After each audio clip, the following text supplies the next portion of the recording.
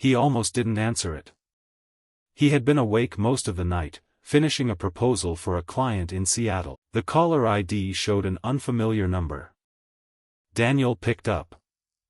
"Hello?" There was a pause. "Mr. Reed? This is Deputy Morales with the Franklin County Sheriff's Office. Are you the husband of Claire Reed?" Daniel looked toward the kitchen. Claire was standing by the counter, holding 2 mugs. She gave him a confused smile. "Yes," Daniel said. "She's right here. What is this about?" Another pause. The low hum of the refrigerator. The rain tapping against the kitchen window.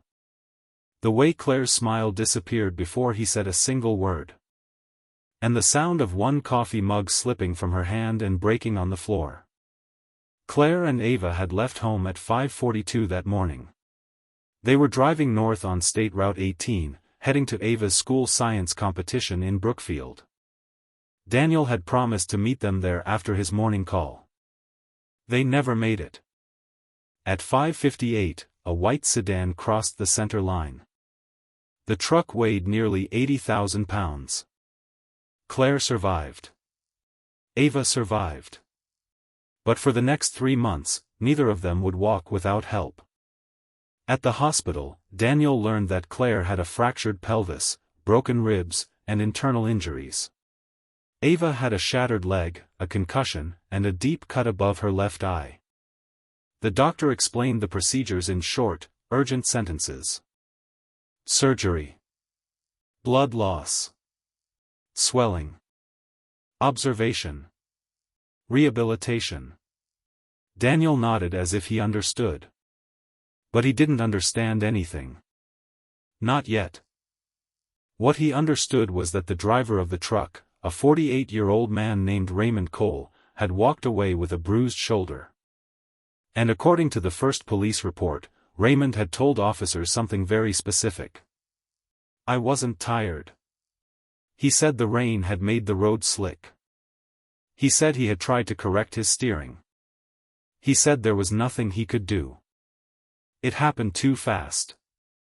That was the sentence Daniel kept hearing in his head. Too fast for Claire to avoid it. Too fast for Ava to scream.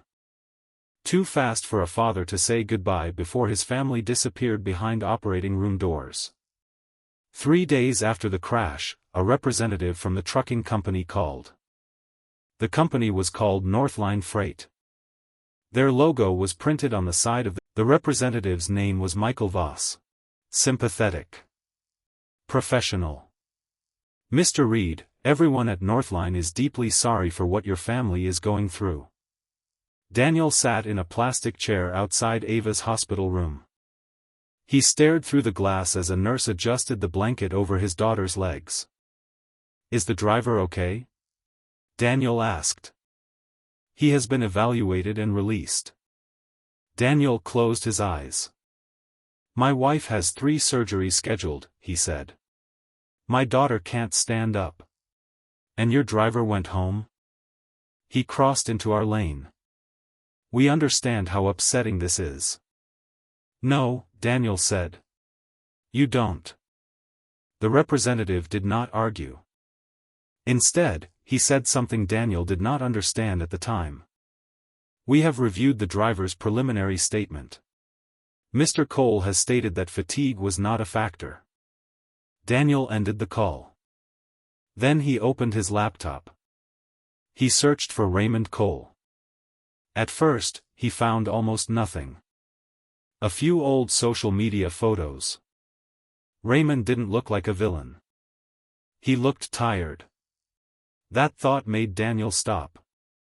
He looked tired. Not evil. Not reckless in the way Daniel had imagined. Just tired. But Raymond and Northline Freight said they had no reason to believe otherwise. 2 weeks later, Daniel hired an attorney. Her name was Marissa Hale. She didn't promise justice. She didn't tell Daniel the trucking company would pay for everything. She didn't even say they had a strong case.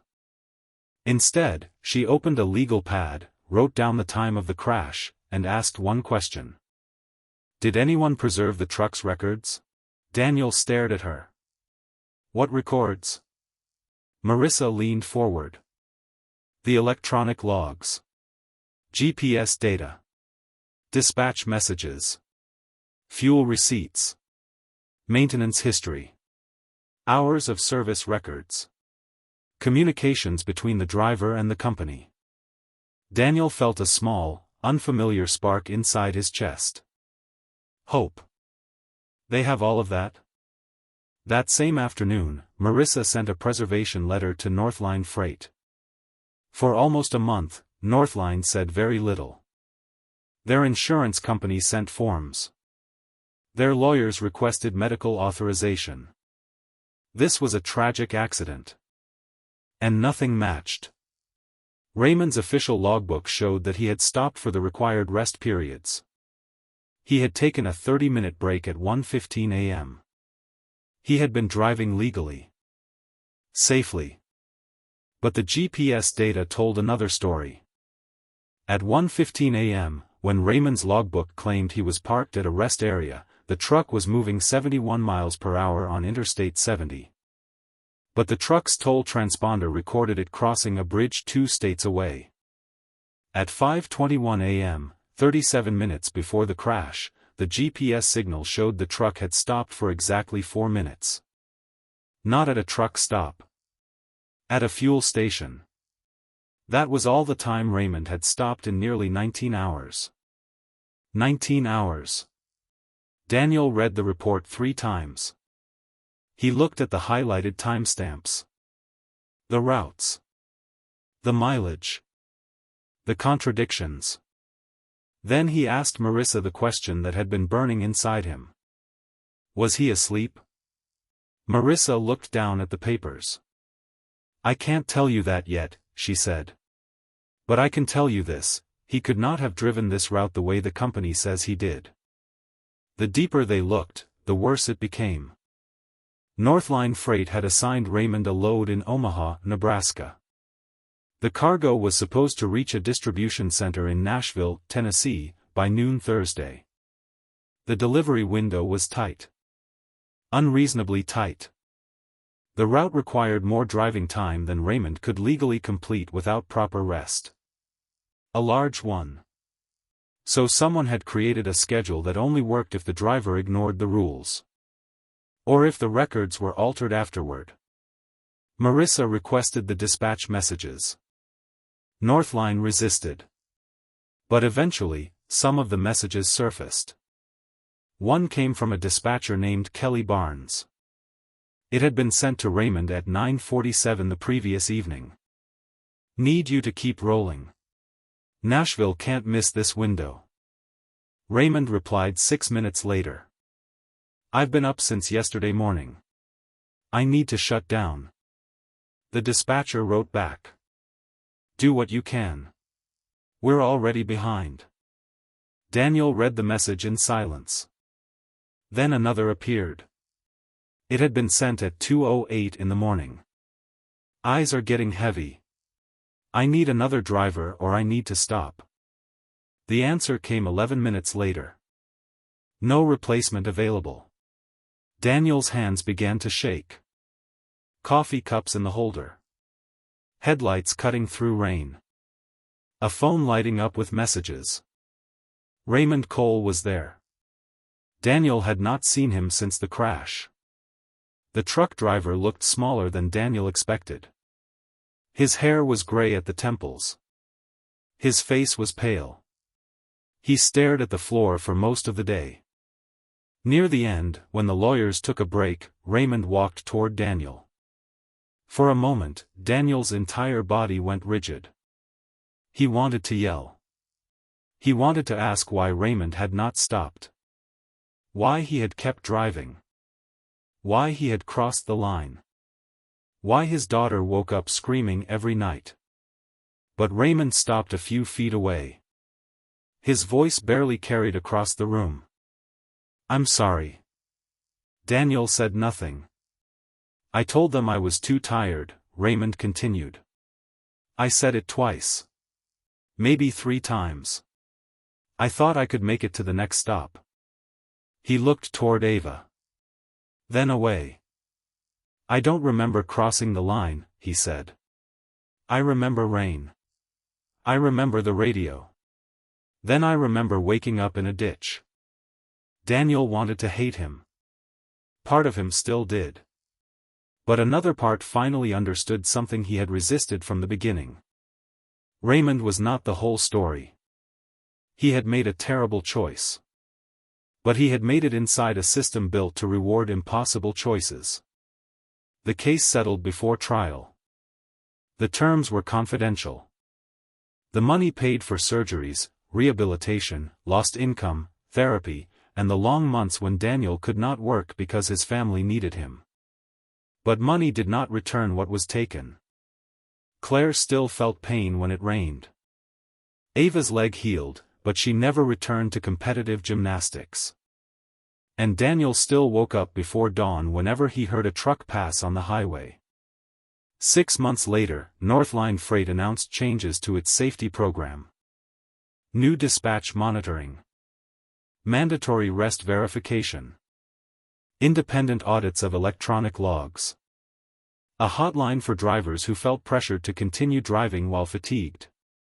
Daniel read the announcement online. He stared at the words for a long time. Then he closed the laptop. It should have happened before, Claire said.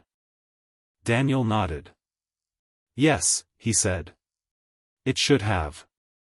That night, Ava asked if they could drive to Brookfield. The science competition had been months ago. She had missed it. But her teacher had saved her project, a small solar-powered water purifier she had built with her best friend. Daniel looked at Claire. Claire looked at Ava. Then she smiled. Let's go. The next morning, Daniel drove. He kept both hands on the wheel. The road was dry. The sky was clear. And when a semi-truck appeared in the opposite lane, Daniel felt his breath catch. But it passed safely. Ava looked out the window. Dad, she said. Yeah. Do you think that driver is tired? Daniel watched the truck disappear in the mirror. Then he looked back at the road. I hope someone lets him stop if he is. Because some accidents are not really accidents. Sometimes, they begin with a deadline. A message. A missed break. A company that calls exhaustion part of the job. And sometimes, the truth is sitting quietly inside a logbook. Waiting for someone to read it. If this story made you think twice about what can happen behind the scenes of a commercial trucking accident, subscribe for more legal drama stories where one document, one message, or one hidden detail changes everything. And tell me in the comments, when a driver says they were too tired to continue, who should have the power to stop the truck?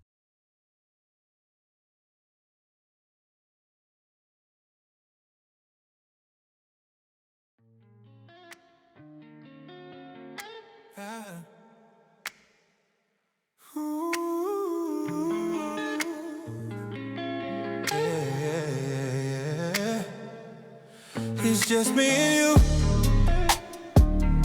in this room full of silence. Heartbeat skipping. Every second feels timeless. Yeah. You trace your name across my shoulder. I read the lines like a secret you whisper quiet. We spend the morning trading sleep for new confessions. Yeah. Your touch rearranging pieces I tried to hide, never needed signs, just the way you lean closer. Every breath you take is pulling color to my mind. All of these walls start melting when you're closer. Gravity changes, I move the way you want. You don't have to ask, I'm already gone. Drawn where the edges blur, where we both belong. Our rhythm breathing uncontrolled. Write your story on my skin.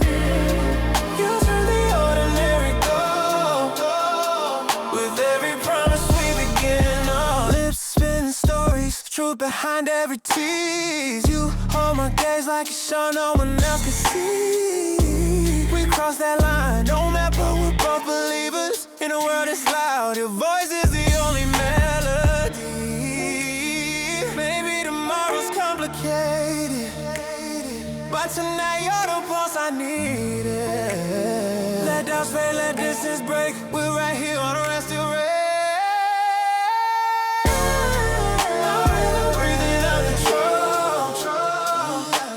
Story on my skin. You turn the ordinary gold. With every promise we begin. No way back. I only know you're the place I always end.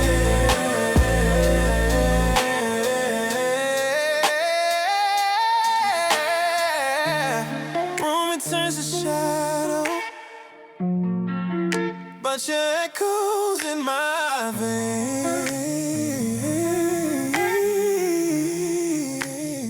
Oh, when the silence wraps around me, I'm still spinning your